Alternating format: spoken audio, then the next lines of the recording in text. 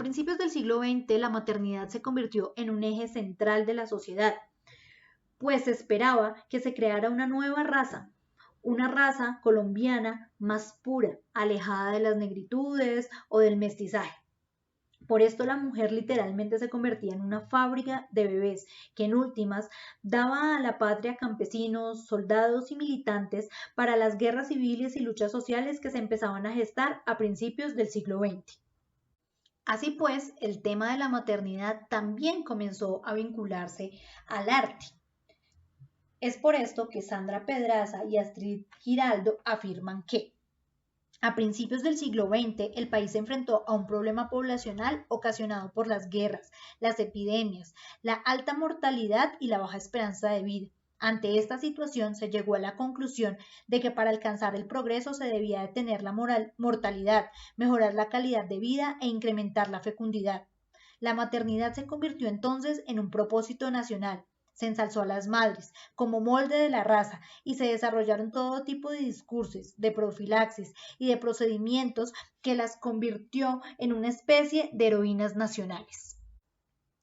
Este imaginario de la buena madre, soporte de la reconstrucción del país y quien paría industrialmente, cumpliendo un deber que la nación le había encomendado, puede rastrearse en la obra Multimaternidades de Pedronel Gómez. Allí, 5 madres se agolpan con sus 5 bebés rozagantes, producidos en serie, envueltas en una nube de autocomplacencia y satisfacción del deber personal y colectivo cumplido. Aquí se ve la maternidad con orgullo y complacencia, idealizando las condiciones de la maternidad y de los futuros ciudadanos.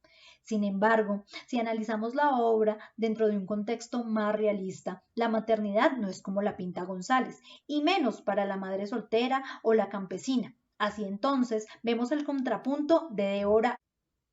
En el mismo año, 1945, Débora Arango pinta otra cara de la maternidad. Para ella, según Astrid Giraldo, la maternidad no se trataba solo de una determinación biológica, del deber cristiano, del sueño burgués o del imperativo patriótico.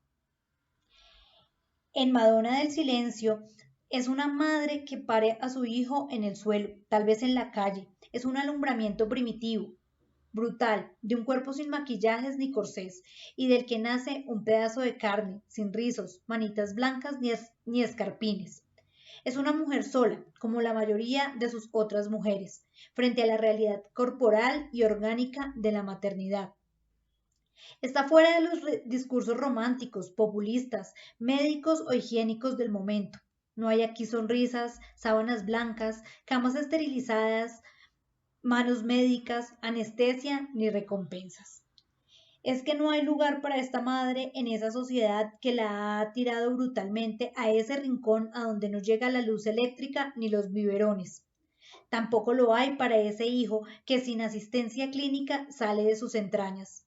Es un engendro sin forma, sin nombre católico ni registro civil. Madre e hijo son cuerpos desechados y vomitados por un sistema que ignora en los rincones oscuros de las ciudades colombianas. Entonces, la maternidad también hace parte del discurso político y estético, donde las fronteras geográficas acercan a la mujer al ejercer la maternidad, en muchos casos como resultado de la violencia y en otros en medio del abandono.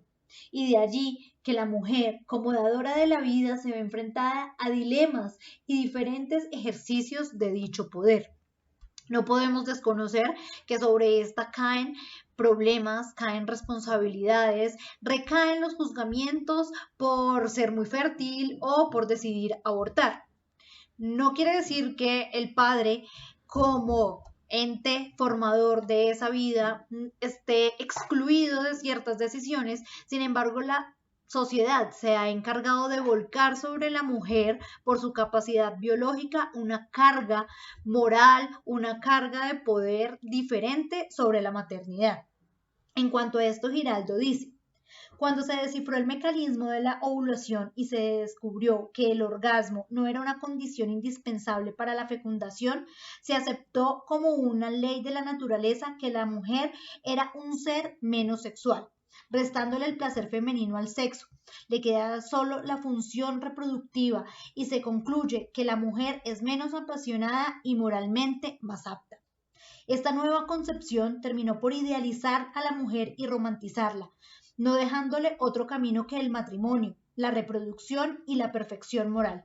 Se le consideró digna de unas virtudes que acabaran de cercarla y cercenarla en su libertad y sus posibilidades de sujetos con identidad propia. La mujer entonces siempre estará sujeta a su condición de madre. Entonces, si la maternidad era la única forma de visibilización de la mujer, ¿qué pasa con aquellas que deciden no ser madres? ¿Qué pasa con aquellas que por elección deciden no ejercer la maternidad o aquellas que por alguna u otra decisión han decidido abortar? ¿O aquellas que por cuestiones de la naturaleza o accidentes no pueden ser madres?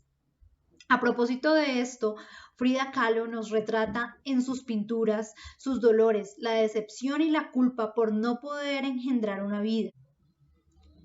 Kahlo narra el dolor, la ausencia, lo que implica ser madre, inclusive cómo el cuerpo se cercena, cómo el cuerpo empieza a ser dolorido, empieza a desintegrarse a través de la maternidad o de la infertilidad. Nos muestra cómo ser dadora de vida implica diferentes emociones y la imposibilidad de no serlo también pone en otra orilla a la mujer en la que cuestiona esa visibilización a la cual la sociedad la había condenado. A propósito del rol de la maternidad y la fertilidad en la sociedad, la escritora canadiense Margaret Atwood nos habla acerca de este tipo de situaciones en su distopía El cuento de la criada y Los testamentos, que es la secuela del cuento de la criada. En esta nos narra cómo las mujeres fértiles se convierten en esclavas de la maternidad. Ese rol de la sexualidad y del goce se pierde tanto para hombres como mujeres, pues el único propósito es la fecundación y la repoblación de una nueva sociedad construida bajo unos ideales cristianos, en donde la mujer simplemente es dadora de vida. Ese privilegio de ser madre se va borrando y esclaviza a la mujer. Pierde la mujer toda clase de libertad, de criterio, de idealización e inclusive de la romantización que en otra época o en otros momentos de la historia se ha visto sobre el rol de la maternidad y que ya fueron mencionados anteriormente. Aquí nos muestra un panorama más crudo, más real inclusive, porque esa idealización de la maternidad simplemente era como el placebo para que la mujer no pudiese huir del matrimonio o no pudiese refutar el hecho de la maternidad. Entonces esta distopía es futurista, pero nos vuelve un poco atrás bajo los valores cristianos y donde la mujer realmente es total y completamente invisibilizada.